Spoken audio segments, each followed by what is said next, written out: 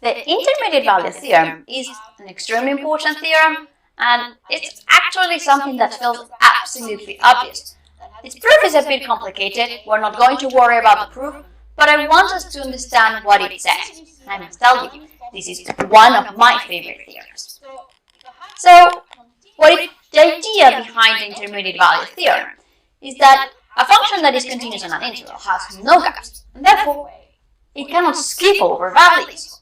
So here we see I have these 2 points, so A, f of A, and B, f of B. So if I have a function that has a value f of A and a value f of B at B, here you see that one is positive and one is negative. So if I have a continuous function that passes through those points, it would have to really cross the x-axis. There is no way for it to skip over it. So here we have a way of seeing that this curve, how it moves. But it could also do wild things and go up and down a few times. It could cross the x-axis more than once. But what the intermediate value theorem tells me is that it has to cross it at least once, that we cannot skip values.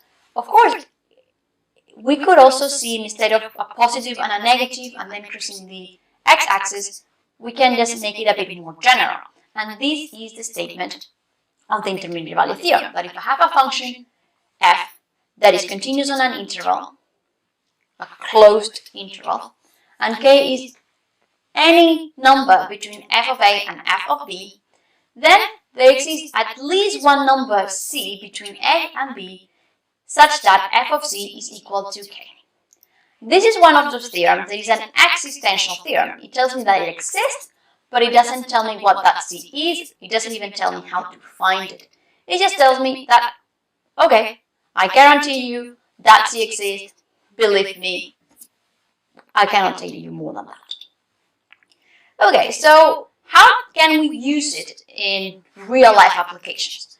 So we can use it to find where the zeros of a function are. So we want to show that there is a solution to the equation x squared equals sine of x plus 2 cos x on the interval between 0 and pi over 2. This looks extremely difficult to solve for x. How on earth are we going to find something that would solve for x? It's very hard. But right now, I just want to know that I can solve it.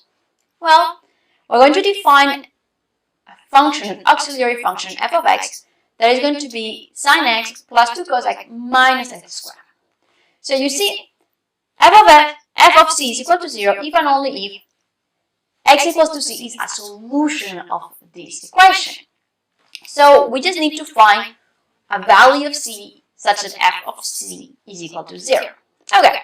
Now, f is continuous because sine, cosine, x squared are all continuous and we're just adding them, so it's fine.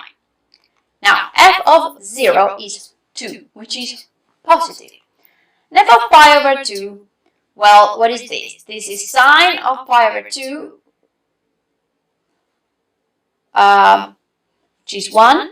Cosine pi over 2 is 0, so okay, nothing. And then minus pi over 2 squared. So we end up, this is 1 minus pi squared over 4, and this is negative, right? Pi squared is bigger than 9, so definitely pi squared over 4 is bigger than 1, so this indeed is negative. So we know that my function is positive at 0 and is negative at pi over 2, so at some point it had to cross the x-axis, at some point it had to become 0. So the intermediate value theorem tells me that indeed I can find a point c such that c is a solution of that equation. I don't know what that is, but I do know that that point c is between 0 and pi over 2. Okay, and now let's take a look at this example to make sure we understand very well all the hypotheses and things that are going on in this theorem. If we look at the function f of x equals 4 over x, we have that f of negative 1 is negative 4, and f of 1 is 4, which is positive. Then, can I say that there is a number c between negative 1 and 1, such that f of c is equal to 0? Can I do that? Well, no, I can't. Because you see we have vertical asymptotes there, my function is never ever 0. So, does this contradict the intermediate value theorem? Well, no, it doesn't, because it requires my function to be continuous. And in this case, the function was not. So that is why it's very important to make sure that we check the hypothesis before we use it. And I will leave for you as an exercise to show that if my function is continuous on the open interval AB instead of the closed interval AB, then again we can find examples that show that if we remove the condition of being continuous in the closed interval, then things go wrong as well.